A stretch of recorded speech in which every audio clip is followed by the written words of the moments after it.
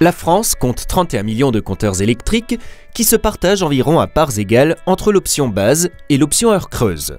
En plus de ces deux tarifs phares, EDF propose également le tarif EJP ou effacement jour de pointe qui se caractérise par un prix du kilowattheure très variable selon le jour de l'année.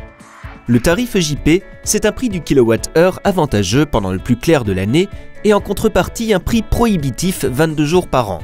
Ces jours, dits de pointe mobile ou jours EJP, sont fixés par EDF et durent de 7 h du matin à 1 h du matin le lendemain.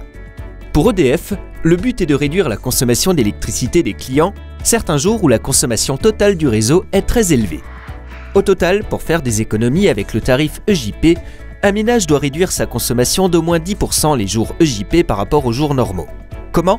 En réduisant l'utilisation des appareils électroménagers gourmands en énergie tels que le lave-linge, le sèche-linge et le lave-vaisselle, voire le congélateur qui peut supporter une coupure de plusieurs heures. Mais surtout en baissant le chauffage qui constitue souvent le gros de la consommation électrique pour les clients EJP. Voilà qui semble plutôt facile. Alors, bon plan le tarif EJP ? En fait, non, pas toujours. En premier lieu, il faut savoir que EJP n'est pas proposé à la souscription depuis 1998. On dit que le tarif est en extinction.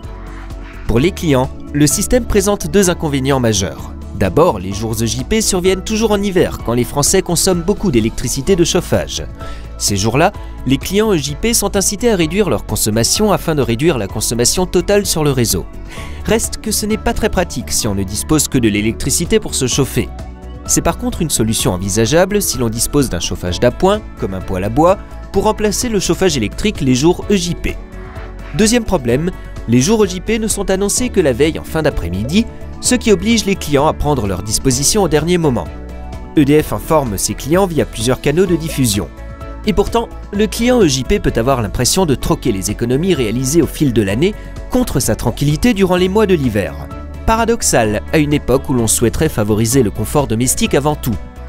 Si vous êtes actuellement en option EJP, vous avez peut-être intérêt à changer de tarif dès à présent. Profitez-en pour comparer les différents fournisseurs d'électricité du marché. Certains proposent des réductions significatives sur le prix du kilowattheure, et ce, tout au long de l'année, sans mauvaise surprise.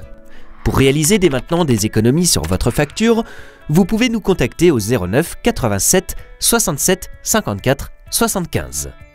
Bonne comparaison avec Selectra.